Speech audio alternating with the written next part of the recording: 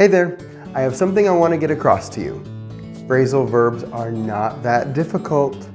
Even if you haven't gotten around to studying them very much, stick with me today. I'm going to take you through quite a few new phrasal verbs, all starting with the letter G. In fact, there are going to be too many to put in one video. I'm going to stretch this out into two. I'm Phil from Mayak. Thank you for joining me. I'm glad to share with you some tips and some phrasal verbs that I share with my own students here in the Czech Republic. Students kind of hate it about me that I love to teach phrasal verbs because I think they're fun and I believe there's lots of chances to use them. I know there's a lot of things to remember, but I'm looking forward to today where we can talk through quite a few new ones and give you some ways to use them in real life. Okay, number one is get across. Get across is to be communicated or to be understood in some way. So you could say to a colleague or a friend, I have something I really need to get across to you. I have something I really need to get across to you. I need to communicate one specific idea to you. Or you could tell somebody after the fact, your real meaning didn't get across to the audience. It means you communicated a lot of words, but the true thing you wanted to communicate to them didn't get across. It wasn't communicated to them. Next is get around. Of course, it means to travel or move, right? She gets around by car. Or you can ask somebody, how do you usually get around town? Or if you visit a new city, when you're in Rome, for example, how do people often get around in Rome? Or what's the easiest way to get around in Rome? Maybe a lesser known meaning of this phrasal verb, get around, is for something to become known, probably in a group of people. For something to become known, it gets around. So in an office, sometimes a rumor, some untrue thing, gets around the office. It's communicated among people in the office. Or somebody might not like his boss, but he doesn't want everybody to know that. So he might say, I don't want it to get around that I don't like my boss. I don't want that to get around the office. Now, let's add one word to the end of get around to. Get around to. This one is to do something that you've intended to do for a long time. It's been on your list of things to do and you just never have done it. So you get around to it when you finally do this thing.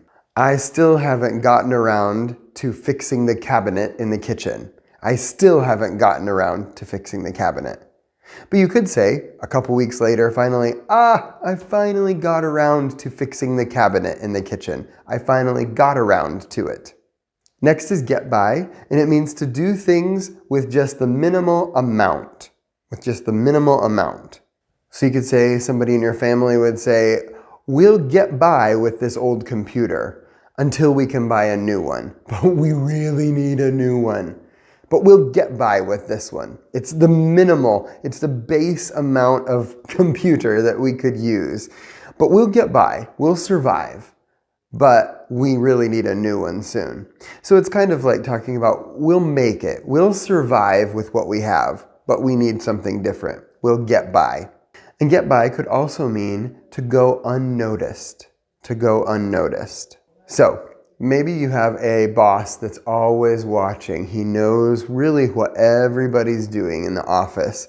And you would say, we have to arrive to work on time. Because nothing gets by our boss. Nothing gets by him. It means he notices everything. Nothing gets by him.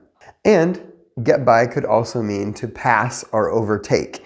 And we'd often think of that on the highway, but it doesn't have to be on the highway. It could just be like in a shopping mall or in a store, on the street. And if somebody's in your way, you can say, excuse me, I need to get by you. You're standing in front of the exit. Or, excuse me, I need to just get by you really quickly. Excuse me, can I get by you really quick? It means you need to go around them, to pass them in a store or on the street, and they're in your way. So it's just a polite thing to say, excuse me, can I get by you real quick? Thanks. Okay, I think that's enough of the get bys for now. Let's move on. All right, get on, get off. Get on, get off. We'll start with get on. Get on, of course, is to enter public transportation. Get on the bus, get on the boat, get on, right? That's easy.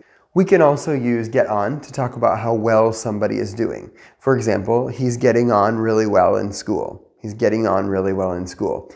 I don't think I would say that very naturally in the United States. I feel like that's more of a British phrasal verb usage, to get on well with someone. But it is widely known and probably internationally used. So you could say, he's getting on well in school. Now, get off. To exit public transportation, of course, we know that.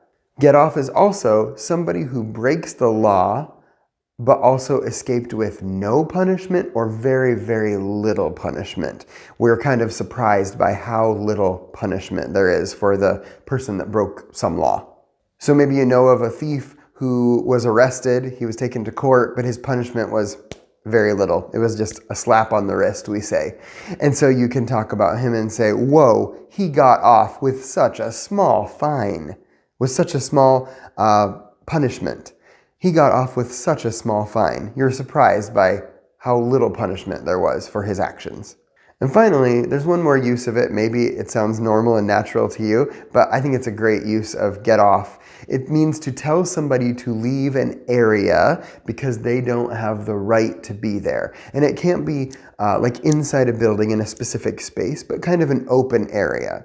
So for example, you can tell somebody, get off my property. You don't have the right to be here. You're trespassing on my property, so get off my property. Get off my property. Finally, get off can also be something you tell somebody who's bothering you or touching you when you don't want to be touched, when you don't want to be bothered. And this is the way you tell them to go away. Get off. So specifically, I kept telling him to get off of me. I kept telling him to get off of me. Or just directly, get off of me. Get off. It means stay away from my person, from my body. Do not touch me. Get off. Whew. Okay, let's go to get over. Get over. Okay, get over means to return to your usual state of health or happiness.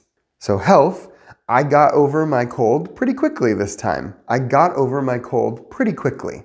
I got over it. I returned to my usual state of health.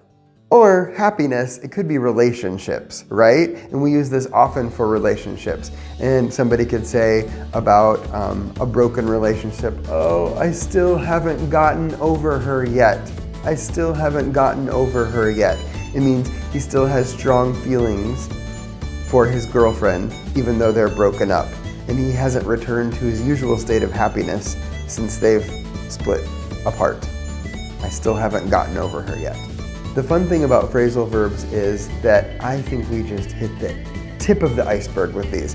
There are probably quite a few more meanings for each of these phrasal verbs that you can find. If you want to do some homework, you can check them out, see if you can find or hear some other ways that we could use any of these phrasal verbs. I would love to hear them. I'd love to talk about it. Some of them are even local or regional. We can talk about where we use them. It's fun. There are so many things to do with phrasal verbs, and I hope you can find a way to use one or two of these today in your speech or in your writing, and I think this is just one more way you can improve your English. Have a great day. Bye-bye.